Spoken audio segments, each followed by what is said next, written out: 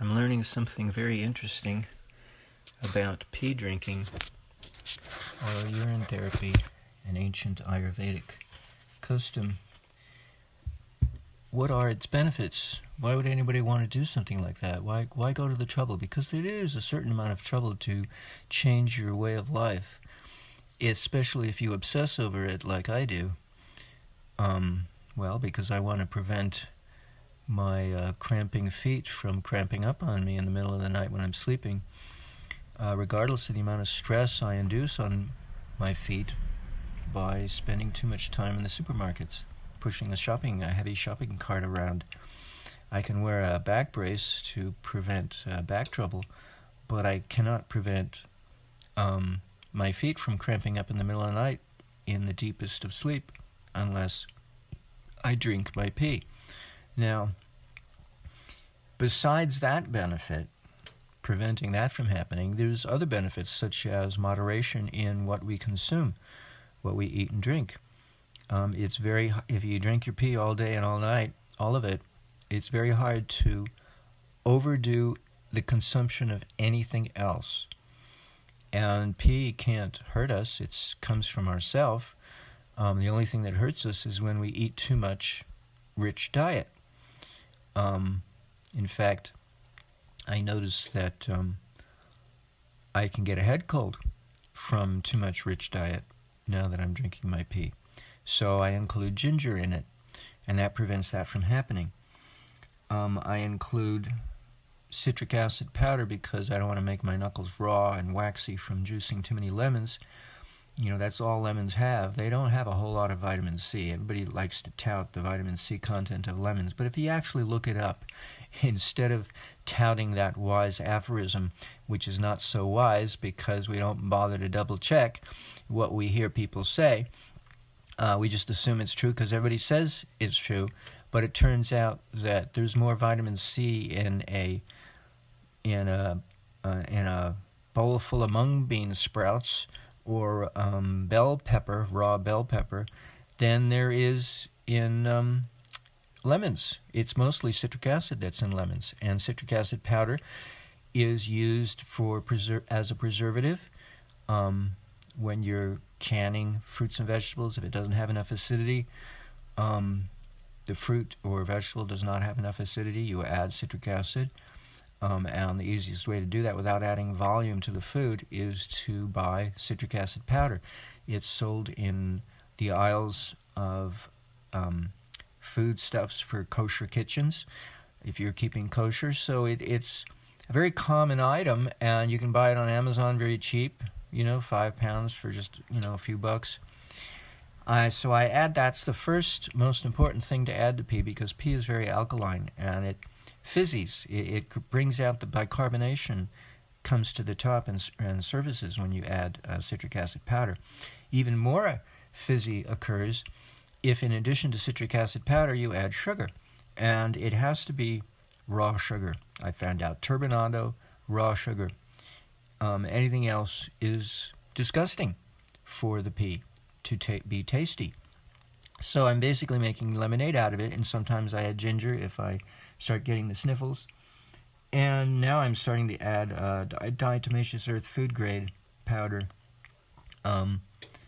in case I have any parasites in my body, which I know I have, and maybe they're in the pee, so I'm reconsuming it. You never know. But if I have the sugar and the citric acid powder, that alone is enough. If I have enough of each of those two ingredients, that alone is enough to drink my pee and get it down and enjoy it, down the whole amount. Now you have to drink it raw, the pee. You cannot freeze it, refrigerate it, cook it, heat it. And you have to take it within, at the most, an hour's time. But a half hour preferably, and right away is the best. Because pee does go bad, in the sense that bacteria and yeast and mold in the environment gets in there and they go, wow, that's luscious, and they start procreating like crazy, or asymptotic, or however they multiply, and you've got yourself a consumption of an object, which of a bodily byproduct, which can actually make you sick if it's not fresh. Because pee is sterile when it comes from the bladder. At least it doesn't have any bacteria. I'm not sure about the parasite part. In any case, what else is it good for besides suppressing a neurological disorder which I possess now that's got increasingly worse over the decades? It's very painful to have my feet cramp up and lock in a curl position. The muscles that are spazzing injure themselves. It takes days for them to heal at my age. And you can't walk when that happens. I'm in the shopping store shopping for food, spending many hours a day doing it sometimes, like more than 12 hours. Well, some of the time subtracted is driving on the road, but be that as it may, it's pretty bad since I depend on my feet. I can use an electric cart, but it takes longer, and it's kind of difficult to maneuver sometimes without bumping into people pulling a shopping cart behind you while you maneuver an electric cart. Anyway, what else is it good for? Well, I'm realizing now, Charlie Lutz used to say during lectures sometimes that we Americans, we Westerners, consume too much protein. We obsess over the consumption of protein. And the Meat Council sells meat by claiming we need to eat lots of protein. Turns out we're eating more protein than we actually need. In fact, there's a running joke that has yet to stop being a joke used in various movies and TV shows. It was used as far back as the Lucille Ball show, when live television was all the rage, and that's like 70 years ago, or 60, I don't know. It was a long time ago. And there's an episode there you might see once in a while re-aired on broadcast TV, or if you buy a set of Lucille Ball, I Love Lucy show episodes. They're in Italy. They're with their best friends, their neighbors. I forget Ethel and I forget the name of the guy, the husband. But they have a couple they're friends with who are their neighbors. And so the foursome goes to Italy, and they get on a commuter train, and the gag is they can't fit in the bench seat. A bench seat that was designed, I think, for 5 Italians to sit in, if I'm not mistaken, and the 4 Americans cannot fit their butts in that bench seat because their butts are too big. And I don't recall the movie. It might have been with Ethan Hawke and Julie Dupree, that French gal who sometimes produces but also acts.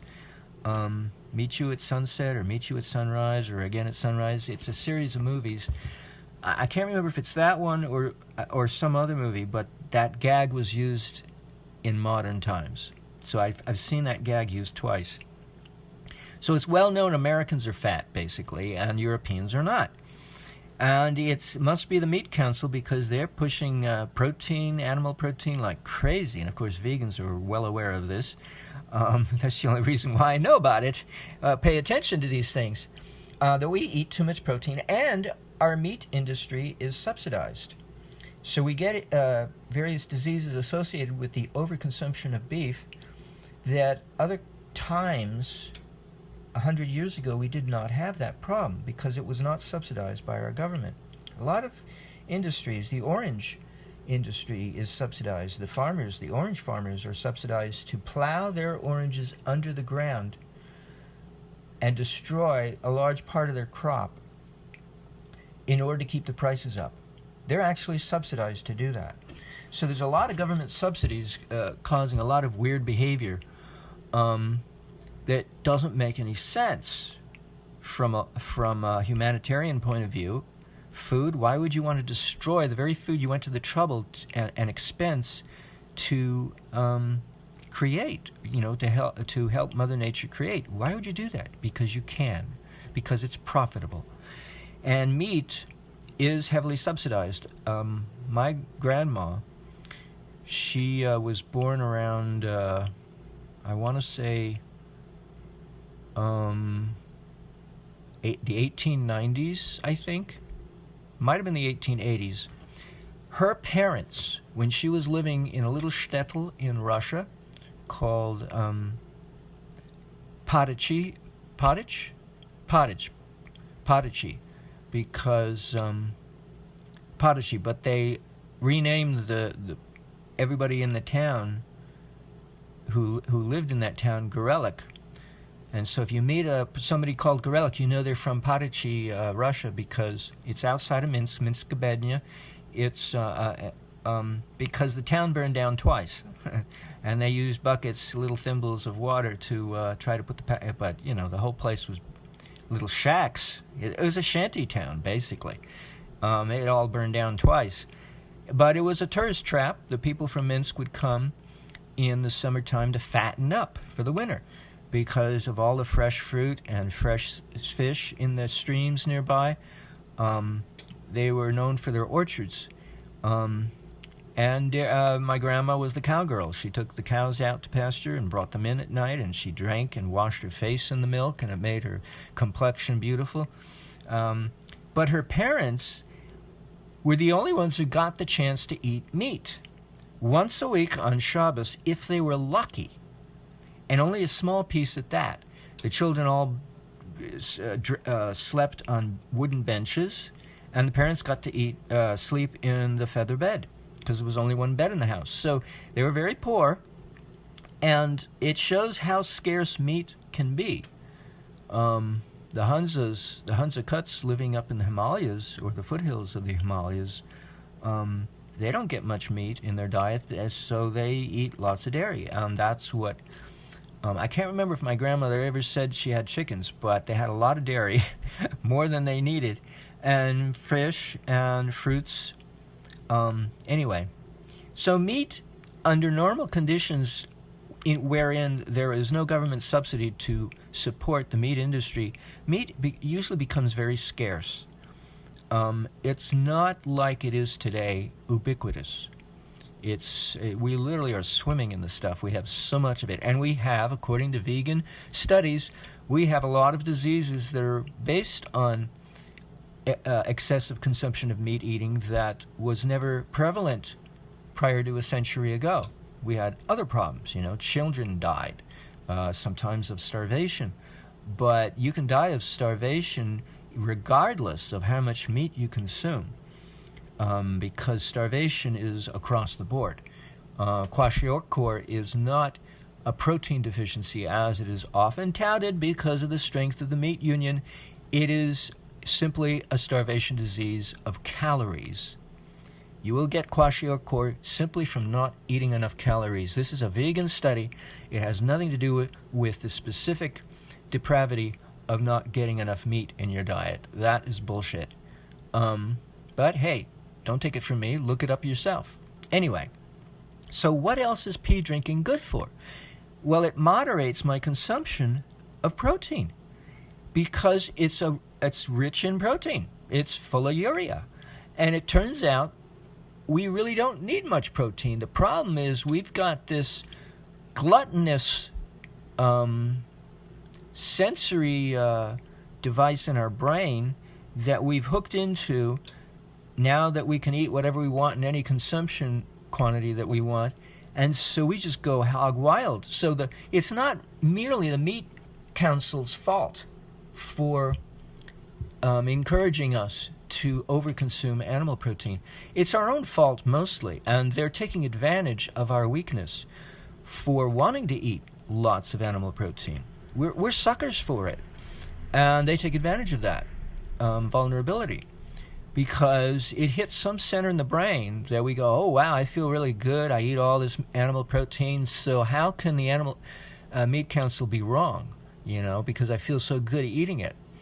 Well, you get a lot of diseases, heart ailments, cardiovascular problems, obesity, all kinds of problems from the overconsumption of animal foods.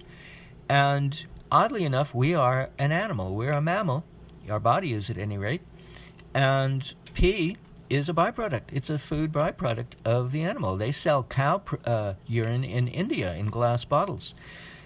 But, Ayurveda is probably the only modern-day medical practice that has this in its legacy, that we're familiar with. The Romans drank their pee, but we're not familiar with that part of their culture, even though we like to say, ooh, we're Romanesque, or more so than we're not like the Greeks.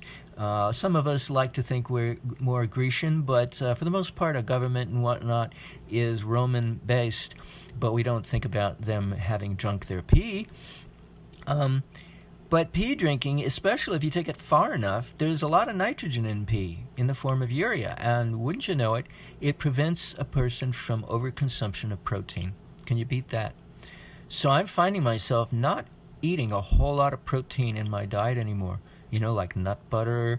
I do drink a little bit of soy milk, but I don't. Oh yeah, and soy risotto that is made from textured soy protein. I don't really have much stomach for it. It tastes great, you know, they spice it up, but I really can't consume a whole lot of it. One little morsel, you know, one little bite, mouthful, or less than a mouthful. I have a hard time chewing. That stuff is pretty chewy. So, I mean, potatoes and soy milk, and only a little bit of that, and some vegetable soup, you know, some butternut squash soup. I mean, one day I went without eating entirely, where I think I might have had a few dates. I mean, I'm really not eating a whole lot of food. It's amazing. And so I haven't drunk, I'm still mixing it up here. It takes a while to dissolve the sugar. But it does have to be raw sugar. Anything else, it makes the pee disgusting. Anything else, because it's cooked. The sugar literally has to be raw, just like the pea is raw. Now, if it's not rich in carbohydrates like ginger and citric acid powder, it's okay. It can be a cooked product. But if it's a carbohydrate, it has to be raw. So if I was using honey, I'd have to use raw honey, and that's pretty hard to come by when you're not living on the islands of Hawaii. They have their own production of raw honey that they don't export. They consume it locally, and it's pretty good stuff. And you can buy it in huge volumes in any store, corner store, liquor store, whatever. They've got raw honey. It's their own product, and they're proud of it that they don't import something, because they import everything else, and it's skyrocket prices. Anywho, so that's what else pee drinking is good for, is the minimization of our consumption of protein in general, and definitely in relationship to animal protein in particular, because urea is an animal byproduct of our body, and it satisfies that center in the brain that wants to eat protein of any sort so well that we don't eat more protein than we actually need. And whether or not our body is converting some of that urea back into protein when we reconsume our urine, I don't know. All I can say is when I first started experimenting with this over a decade ago, I noticed that my pee was less yellow the second time around in the morning when I drank it twice. I wasn't drinking it all day long most of the time at that time. I was just drinking it once a day in the morning when I arose from sleep, but sometimes twice, and I noticed that my urine was higher volume, but not too much, because I got to collect it the second time, but it was distinctly more clear, more so than just by dilution alone, by volume, increase of volume alone. And I just wondered, where did all that urea go to? My body must have converted it because of the biofeedback technique, which urine drinking is. It's literally biofeedback. And your system becomes more efficient without having to run 20 miles a day to do it, like a runner will do. It's the lazy way to create an efficient metabolic rate if you decide to drink your pee all day long. Well, it's about time for me to consume mine, because I've been talking now for 20 minutes, and so my pee is 20 minutes old. I like to get it under the half-hour mark. Anyway, enough said, I think. Wouldn't you know? Wouldn't you think?